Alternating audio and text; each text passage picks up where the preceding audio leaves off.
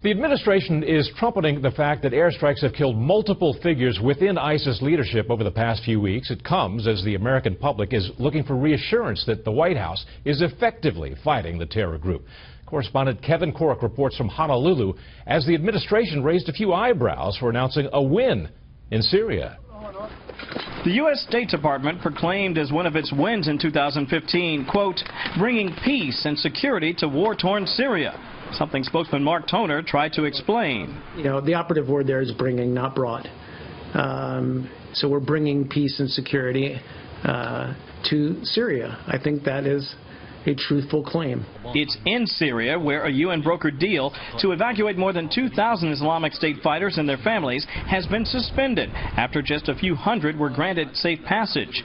The controversial arrangement allowed militants to leave so international aid could reach the Syrians left behind. And while the fight continues in Syria with no sure resolution in sight, in Iraq today, folks were battle-weary but grateful, including Iraqi Prime Minister Haider al-Abadi, who visited the besieged city of Ramadi just one day after it was reclaimed from ISIS by Iraqi security forces with the help of the U.S.-led coalition.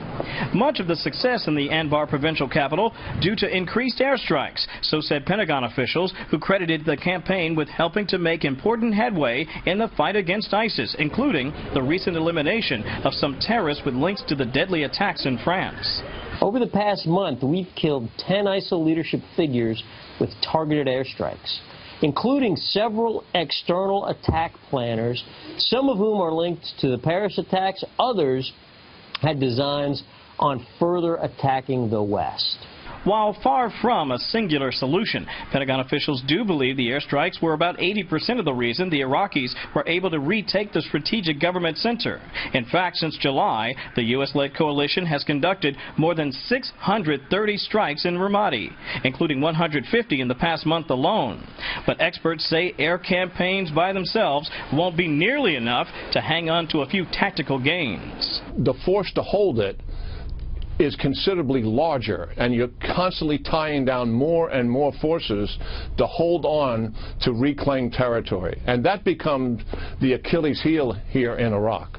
Keane says for all the rah-rah in Ramadi, it's just as likely that ISIS will simply retreat only later to return, which could render some progress short-lived. Secretary of State John Kerry congratulated the Iraqis for their so-called perseverance and courage in the battle for Ramadi. And by the way, if the gains there do hold, you should expect the next major operation for the coalition to take place in Mosul. That's an ISIS stronghold, and that could happen as soon as this coming spring. Doug?